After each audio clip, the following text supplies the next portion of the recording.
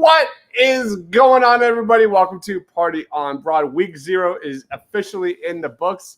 Today, it is Sunday. We're going to break down everything you need to know about Week 1 in college football. And, man, it's a doozy. A ton of great games. We're talking top Eagles draft targets to watch, Game of the Week preview, our best bets and picks. Joining us, he is Ryan Reese at Philly Sports PSA. What's up, Ryan?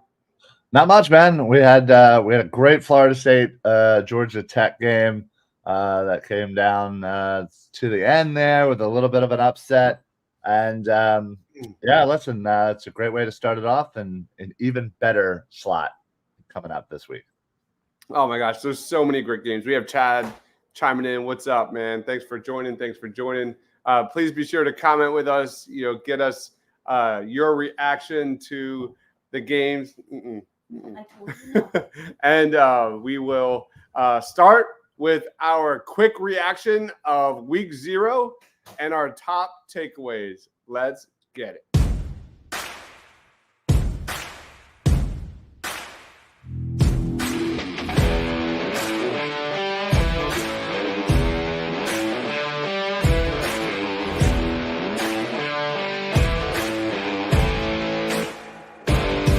DJ Uwe Agalile.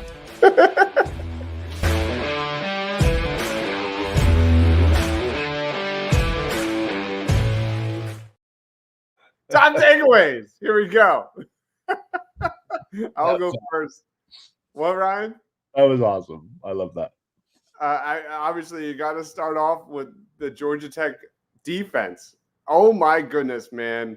The Yellow Jackets gave DJU absolutely nothing to work with, especially in the first half. I thought it was the Yellow Jackets defense that set the tone in this one. DJU averaged 0.1 air yards on pass attempts in that first half. And then after that, the Florida State run game only averaged 3.2 yards per carry, fit with 58 of the 98 yards happening on their very first drive.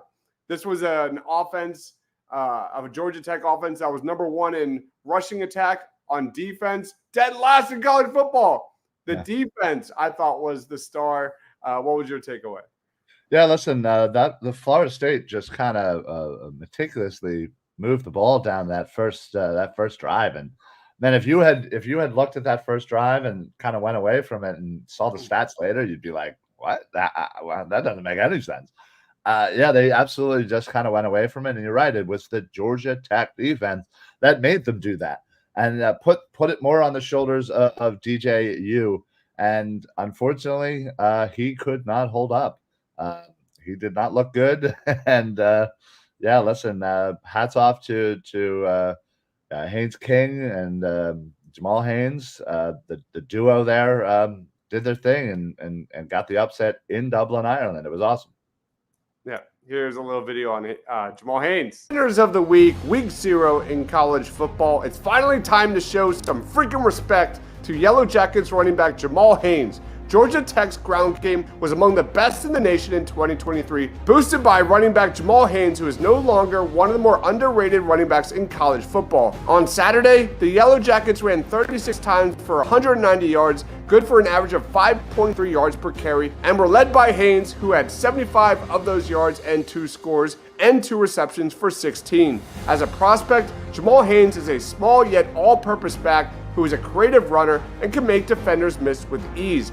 He's a former wide receiver and a very good pass catcher out of the backfield, and nicely projects as a third down back in the NFL. Currently, I have a day 3 grade on Jamal Haynes, who is trending up, and up in a big way after an impressive Week 0 upset over the Florida State Seminoles. Florida State, man, they're in trouble. And we talked about it on Armchair Scouts, which is every Tuesday night. When I dissected the Florida State team, other than offensive line, which was a solid group with depth and juniors and seniors, there was no real standout area that was exceptional. And that was a great game, man. And then I thought the second biggest takeaway for me was Preston Stone of SMU looked really rusty. He's still recovering from his injury. This was a team that I think was expected to roll Nevada by 30 points, and it went down to the wire. So the good news for SMU is that they don't have any conference play until like a few weeks from now, which will be Florida State at the end of September. Do you have any other takeaways before we roll on to Eagles targets?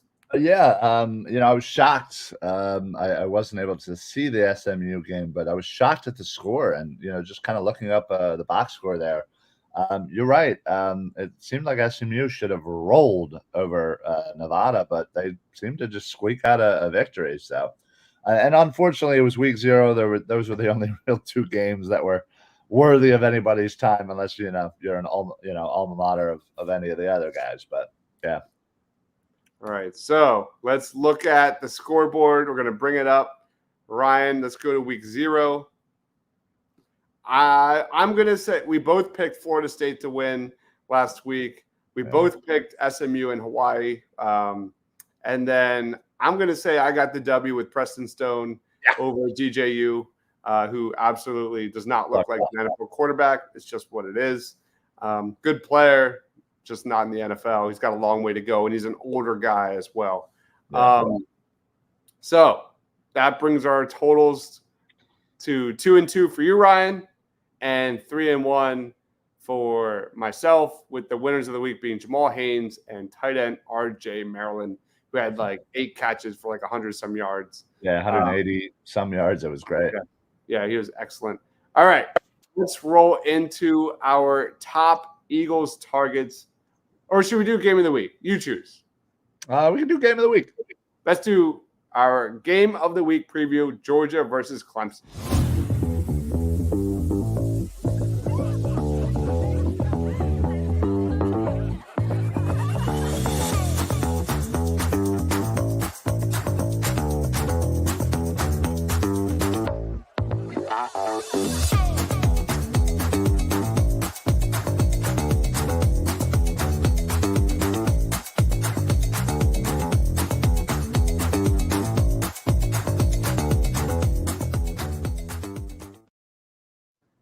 You really couldn't have asked for a better week 0. There wasn't like that many heavy hitters playing, but that Georgia Tech Florida State game went down to the wire.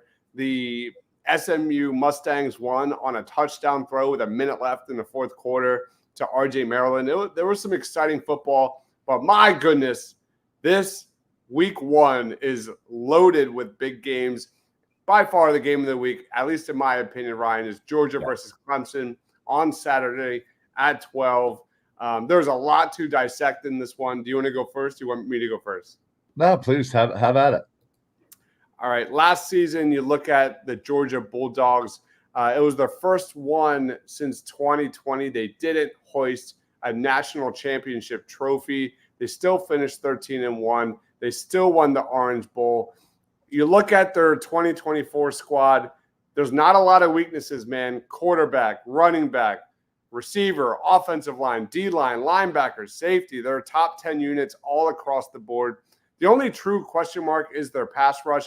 But if Michael Williams that's their premier edge rusher, if he takes a step forward in his development, they don't really have a lot to worry about. Michael Williams is an excellent athlete, great size, great frame, first-round pick all the way.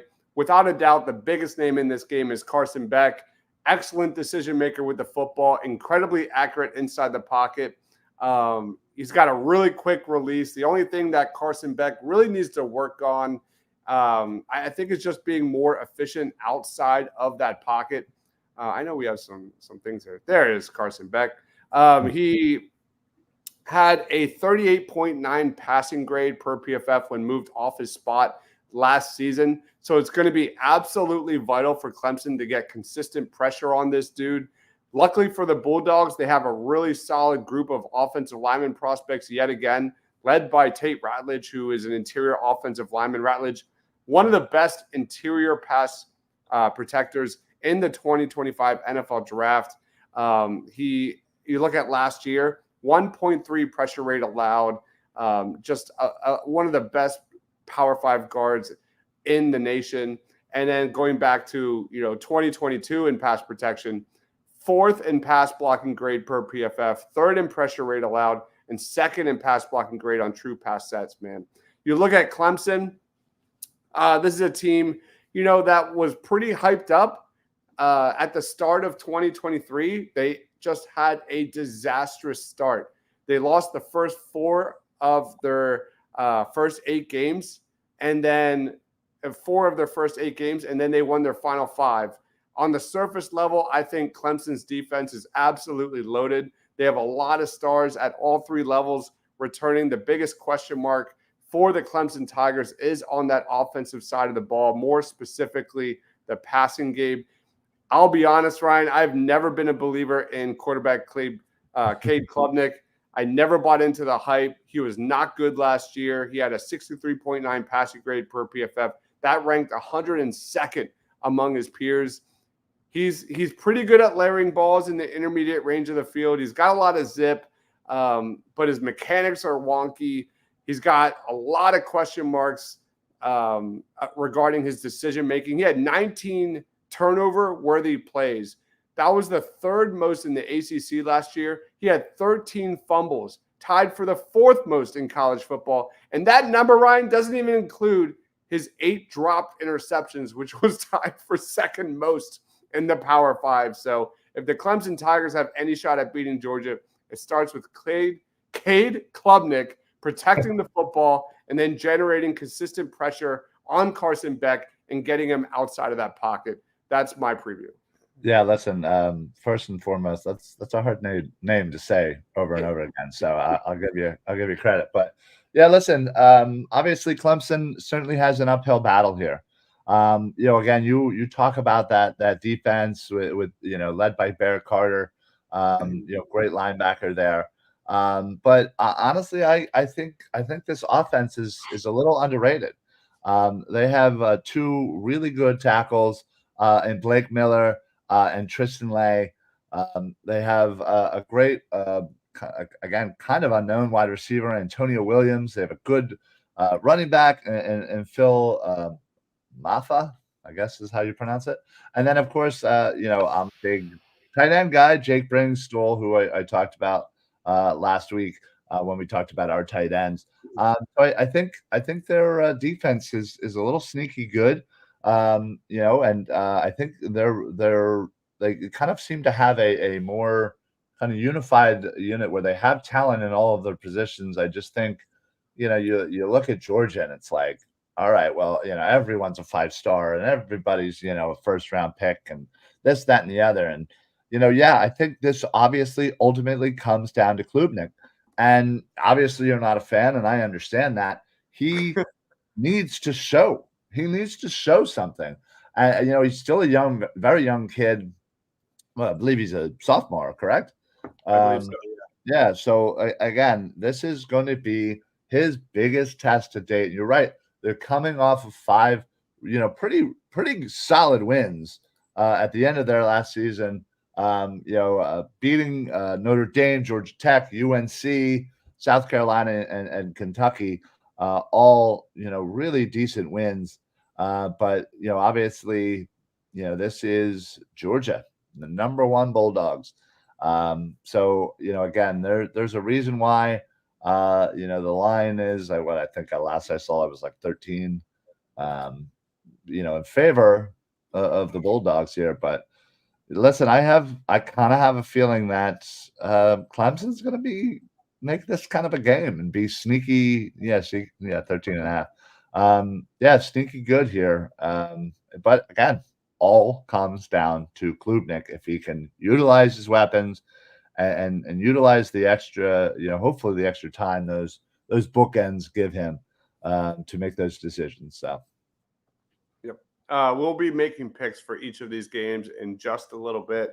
Let's now jump into our favorite Eagles targets of the week.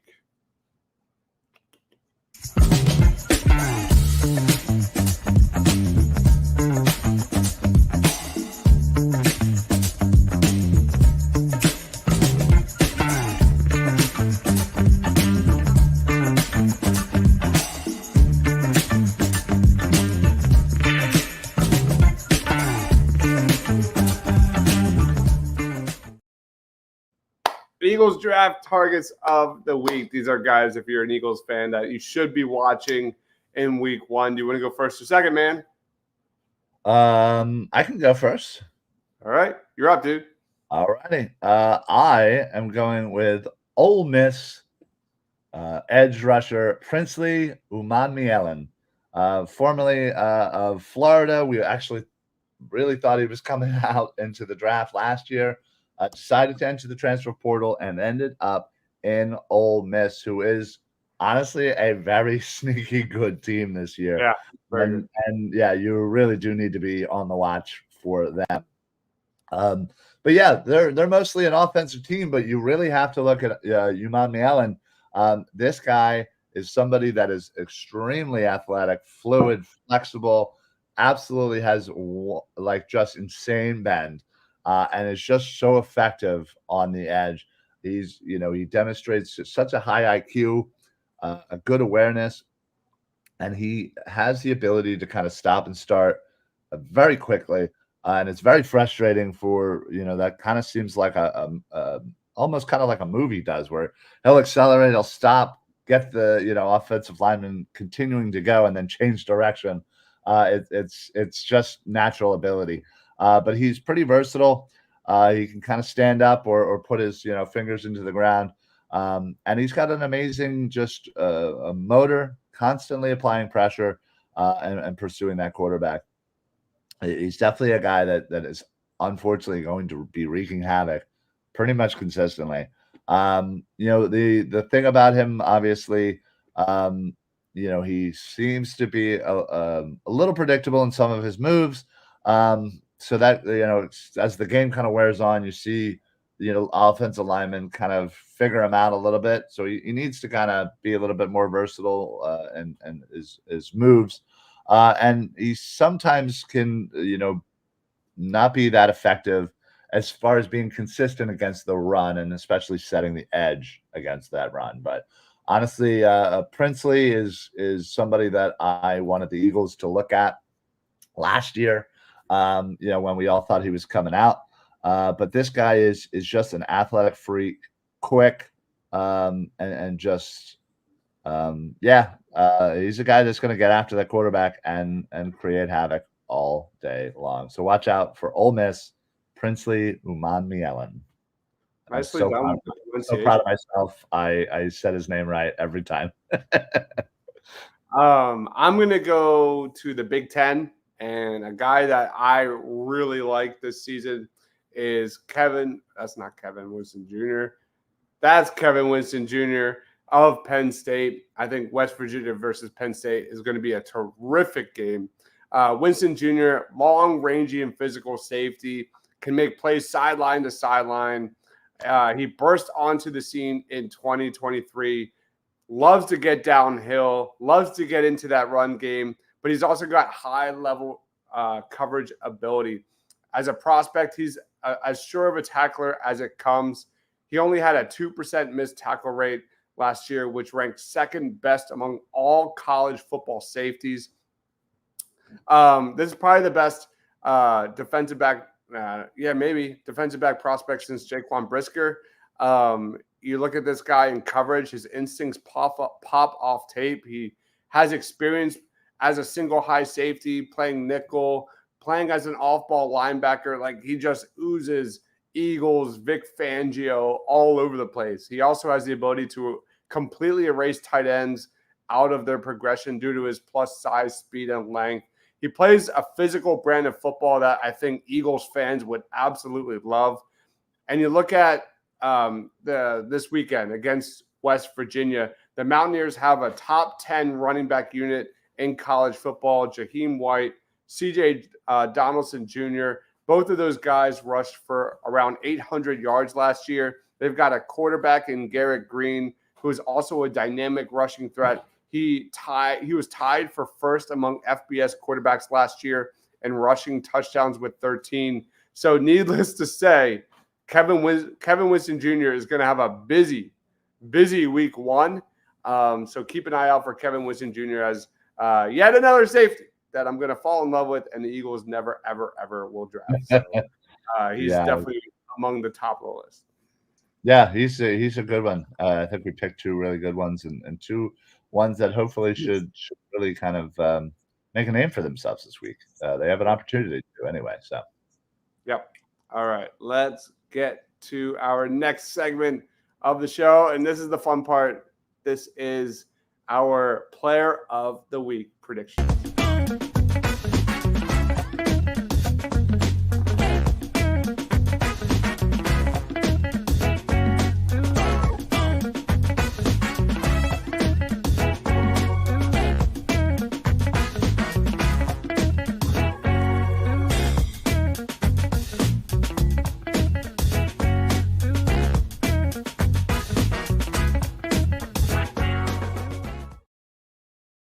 Player of the week predictions. Here we go, Ryan. I'm 1-0 versus you, man.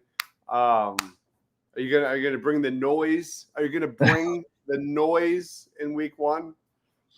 listen, I mistakenly put some faith into DJU, and I thought the moment he's in Dublin, Ireland, the whole world is watching. He has an opportunity to, really supplant himself as somebody to watch for this season. But unfortunately, he went the other way, and now we all know that he sucks. I'll let you go first, bro. You go first. All right. So listen, in saying all of this, I'm gonna have to do this to you. Oh, snap. Yeah, listen. Oklahoma, 16th ranked Oklahoma, are playing your Temple Owls. It is in Oklahoma, and listen, I don't think the Temple Owls leave this one alive. Honestly, it could be real ugly. I'm not gonna lie, it could be real ugly. And the benefactor of this is one Jackson Arnold. He is going to light up that Temple Owl defense left and right. The only thing I worry about is the fact that they'll be up by so much they may pull him. But I just thought, listen, this is such a great game. Oklahoma has a pretty tough schedule going forward, and I think this is a nice way for Jackson Arnold to kind of come in, say, "Hey, how you doing, Oklahoma? This is my team," and why not put up some gaudy numbers against a lowly, pitiful, awful Temple Owl defense? So I'm going with Jackson Arnold. That's a really good one, man. That's a really good one. And I know it stings. So the way this works, though, you cannot pick Jackson Arnold the rest of college football season. I looked at the schedule and I said, you know what? This is the best chance for him to ball out. So let's go. All right. I am going to go a similar route and pretty much echo exactly what you just said. I'm going to go with a guy. I'm going to go with my gut on this one, man. I'm going to go with a guy who had 4 touchdowns in his first career start. He's a likely Heisman candidate because his offense is just off the charts. I'm going to go to the Tennessee Volunteers. I'm going to go Nico. I'm going to say this wrong. Here we go. Iamaleava versus Chattanooga. This guy was a former 5-star recruit out of high school, patiently waited for his time to shine behind Joe Milton. He shredded the Iowa Hawkeyes defense, which was really good, by the way, in last year's bowl game. So the hype surrounding this guy is absolutely off the charts. He's got a 6'6" frame, cannon for an arm, dynamic feet. He can threaten every part of a football field. Sky-high confidence, all the arm strength in the world to make vertical throws, zip to hit the sidelines. Weaknesses-wise, he just needs more tape. We haven't seen a lot from this guy. He did take 6 sacks in that one game against Iowa. But looking ahead to Chattanooga, there's a defense that doesn't suck. They're pretty solid. They only allowed 24.5 points per game in 2023. which was 44th best in the FCS. They returned 7 starters. They returned their top 4 tacklers. Regardless, I can't wait to see how this Volunteer offense looks. Iama Liava is just an elite dual threat quarterback that can, take one to the house, not just with his arm, but with his legs, man. He is an uber athlete, like Jaden Daniels level athlete. So I cannot wait to see we're playing the numbers here. So we'll see if he puts up at least a few touchdowns. Yeah, listen, that's a smart choice. Chattanooga, not the greatest defense either. So he again should put up some gaudy numbers, and I feel like usually that first game is kind of one you want to set the tone for a season and just really just destroy the other team, put up great numbers, win 16-0, and again, what an opportunity for both quarterbacks to do that. So.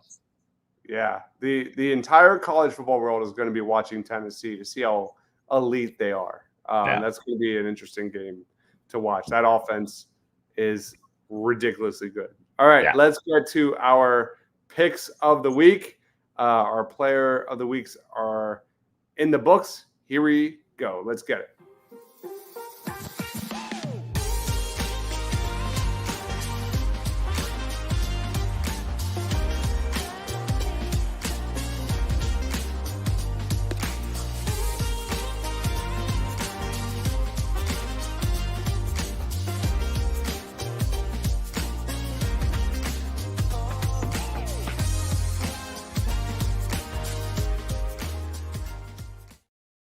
All right, in this segment, we're going to pick our winners for the games of the week. We'll have games of the week every single week, moving forward every single Sunday. But we're also going to throw you 3 additional picks where we cannot overlap. And in those picks, we cannot pick the same team more than once. So it should be interesting. Ryan, Georgia versus Clemson, who are you going with?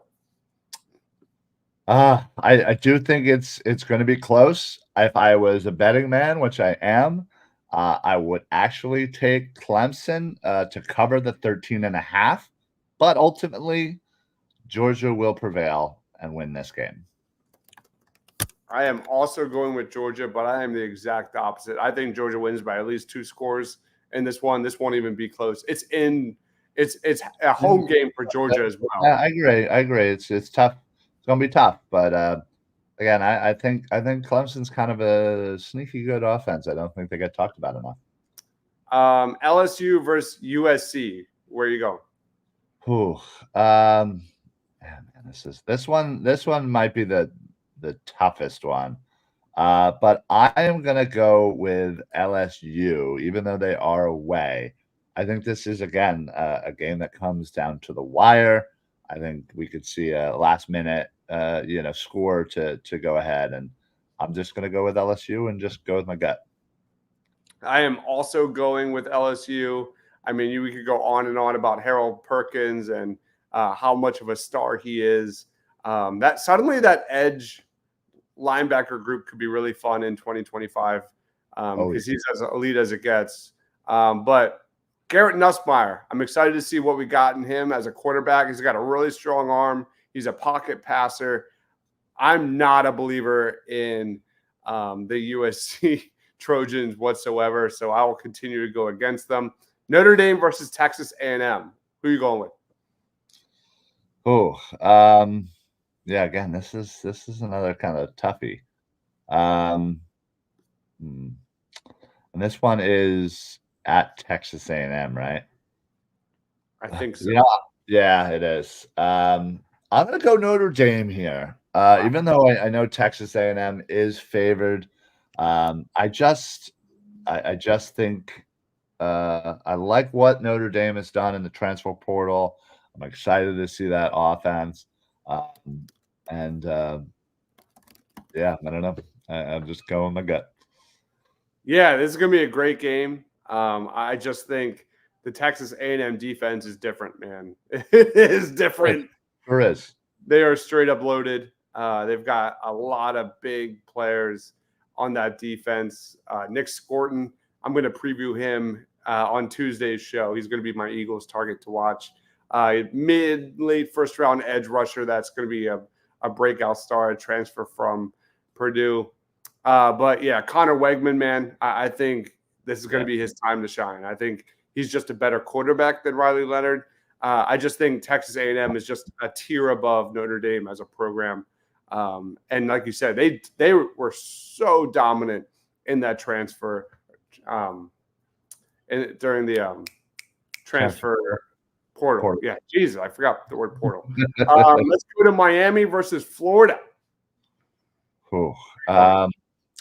Listen, this one's really close. Yeah, these games are my favorite. I'm shocked that we're doing this so early, but the race for Florida supremacy is on. They're playing in the swamp. I love Miami this year. I really do.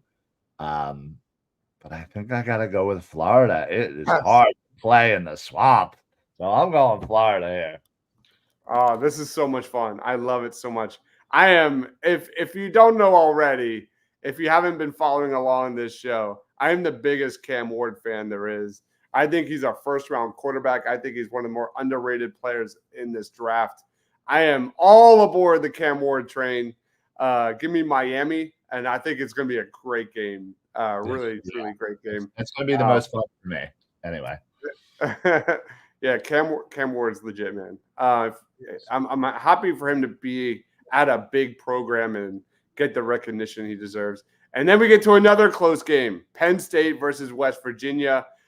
Where are you going? Listen, this has to be Penn State, right? This is their time to shine.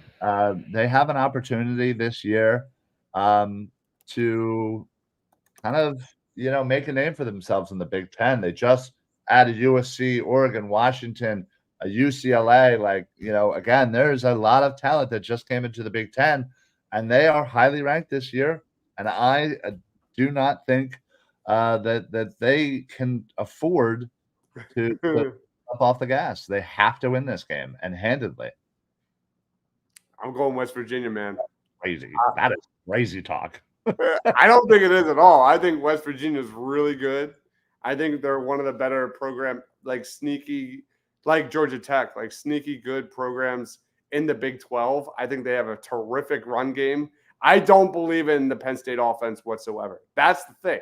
I think their defense is good, but I think West Virginia's defense, not on the tier of Penn State, but their offense is really strong, and they'll scrap their way with a win. I think it will be a close game, but give me West Virginia. And I love that we have a lot of differences. Yeah, thank God. Honestly, I love it. When is that game, by the way? It is at noon on Saturday. Noon on Saturday. Okay.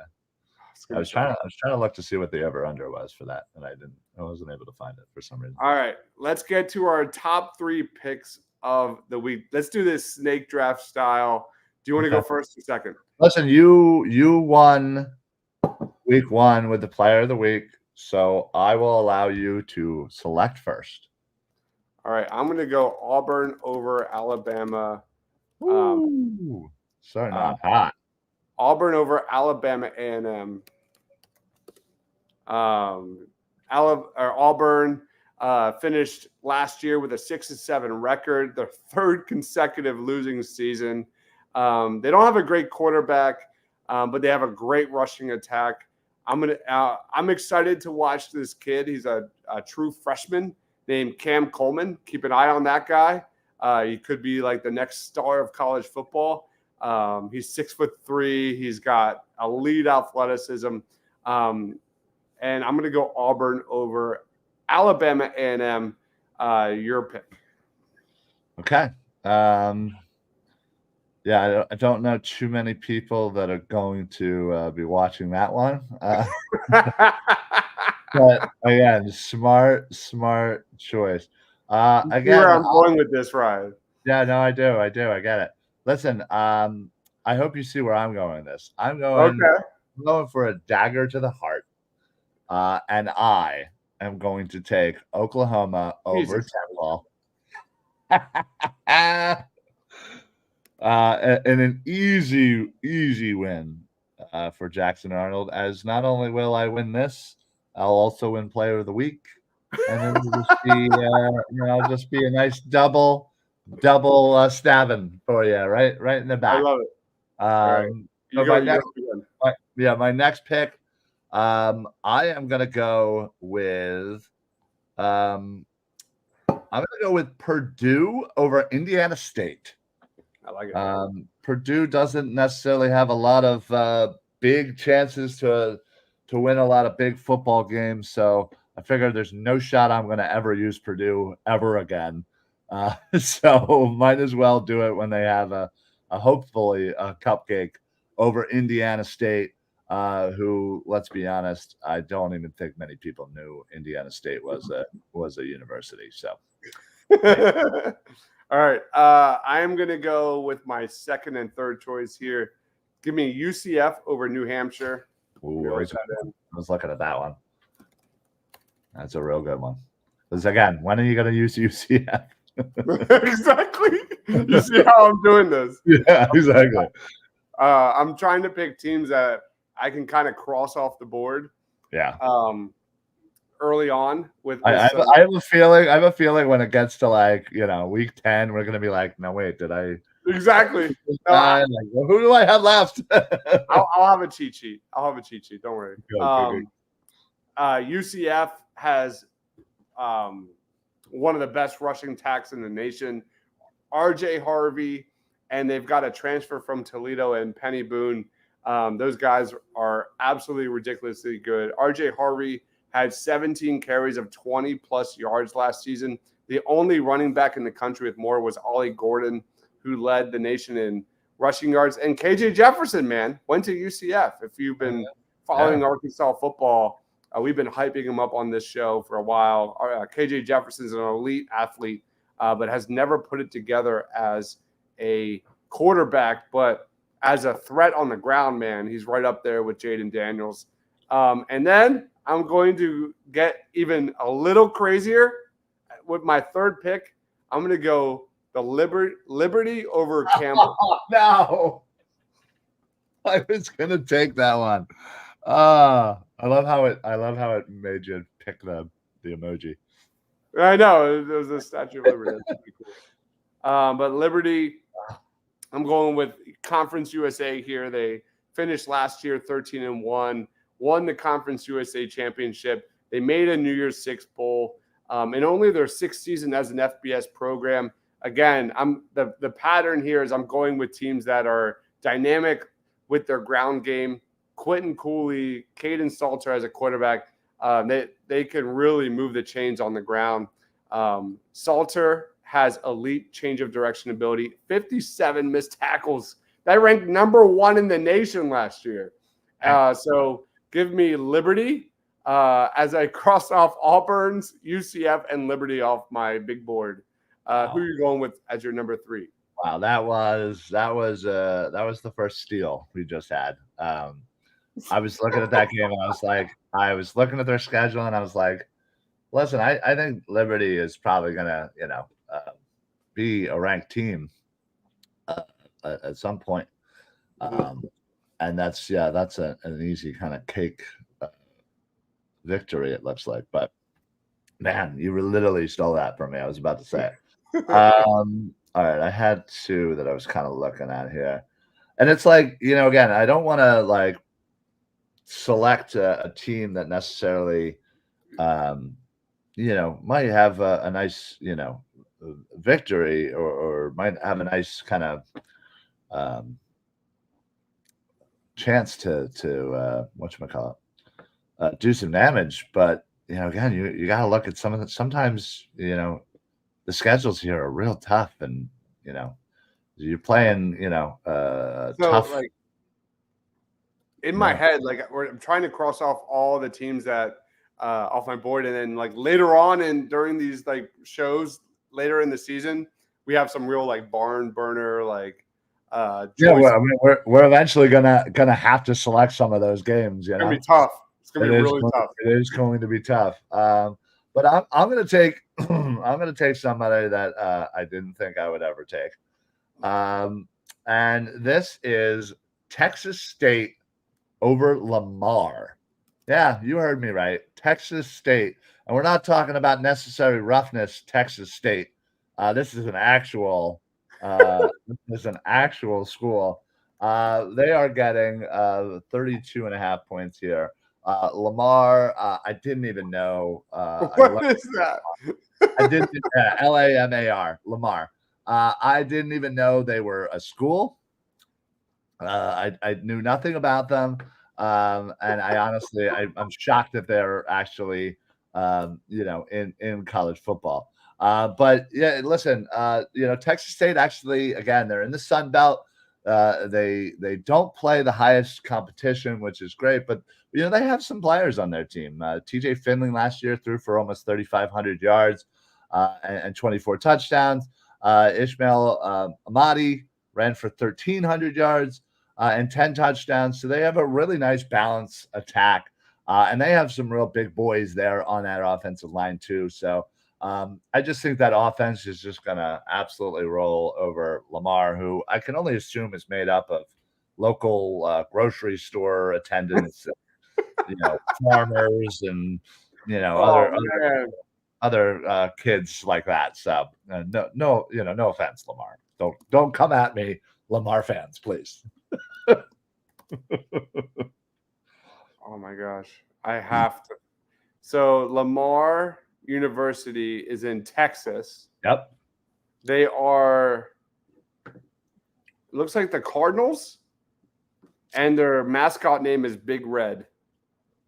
So you literally went against, thus you are a hater of Andy Reid. Wow. No, I think they just stole the Stanford Cardinal. All right. Yeah. All right, so there it is. I'm excited. We have a lot of differences in our picks. We'll be doing this every single Sunday. There's our main group of 5 in games of the week. I went with quarterback Nico. Oh my gosh, Iamie Lieva. Out of Tennessee. I butchered that. Ryan just play a little NCAA 25 and play as Tennessee, and they'll pronounce it right. We just play like DJU rules. Let's just call him Nico I. Nico. Ryan went with Jackson Arnold. Also hates Temple. Yep. And then there are 3 picks. There are 3 locks of the week. Go check it out. We'll be following along. We will be back on Tuesday night breaking down more college football week 1 with more Eagles targets, winners of the week, things like that. So be on the lookout for that. Ryan, final thoughts, plugs, time's yours. All right, listen, we had an enjoyable week 0. We saw a great game in Florida State, Georgia Tech that again kind of came down to it. Same with the SMU, it came down to it unexpectedly. And now we're getting the full slate. And honestly, it's going to be tough to see which games I actually end up watching because, again, I'm going to have to strategize, honestly. And thank God for the YouTube TV quad box. That will definitely be helping as well on Saturday. But listen, we're here. We got the full slate of games. I can't wait to kind of see how the landscape of this season goes. And also taking it from a prospect point and seeing kind of the highs and the lows that some of these kids will go through, especially some of the higher names and the quarterbacks and stuff that get maybe a little bit more scrutiny than the others. So it'll be interesting to see, and I cannot wait. As far as what else I got going, every Monday, 6 o'clock, Football Smack Talk show, 9 o'clock, the normal Party on Broad with this guy and our good buddy Rob. Tuesday. Are Party on Broads ever normal, though? No, you're right. They're absolutely then Tuesday, we have the best Eagles show out there. And if you do not know about it, please make sure that you know about Birds of the Round Table at 8 o'clock. And immediately following that, Armchair Scouts goes live, although we do too many shows, man. No, we really but we do go live right after Birds of the Round Table for Armchair Scouts with, again, another college football show another prospects heavy show. Again, to kind of get you guys ready for the draft, honestly. And it's a long process, but again, if we take it together, take it slow, and we'll learn together. But that doesn't come out on to podcast platforms until Thursday.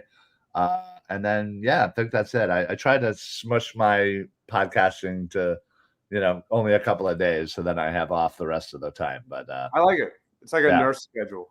Yeah, exactly. And listen, we're excited, obviously, for Cut Down Day officially on Tuesday. So Birds of the Round Table will be talking, reacting. We're on Party on Broad. We'll be predicting.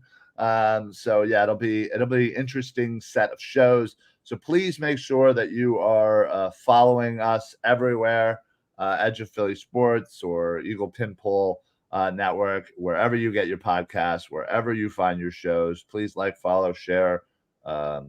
Sharing is caring. That's how I always say. Yeah, man. This is going to be a fun ride. I cannot wait for college football. You crushed that with the plugs. I'm not going to plug anything more. Hell, everything I just plugged, you're in. Pretty much, man. We do too much. I've been putting out shorts on winners of the week. We showed one, Jamal Haynes. There's also one on RJ Maryland, a really fun, high-rising tight end prospect. Be sure to know his name because he's kind of the go-to guy for that SMU Mustangs offense. He's going to be putting up crazy numbers, and I think he's going to test really well. He's a really good athlete. So be on the lookout for RJ Maryland. I'll be making like 5 of those a week. So we're in this for the long haul, man. There's going to be a lot of NFL draft content in the works. The games every single week are off the charts, man. I'm just looking ahead to the week 2. Like every week has a slew of games that you're going to be. What the hell do I watch? It's going to be really fun, man. Just like week 2, Michigan versus Texas. Oh, so good. Oh my God. You have Shador Sanders versus Nebraska. Nebraska's sneaky good, and then you have Nico I and the Tennessee Vols versus NC State. NC State is sneaky good. So it's going to be a long ride. We're going to be also updating our Heisman power rankings as this thing proceeds. So not a lot of shakeup with the Heisman stuff in week 0. But it might shake up in week 2 preview. We'll see how we handle that. But, guys, thank you, everyone, for watching. He is Ryan Reeves at Philly Sports PSA. I am Dies, Mr. Crockpot. We'll see you tomorrow for Football Smack Talk Show and Party on Broad tomorrow. For Ryan, for myself, stay awesome, everyone.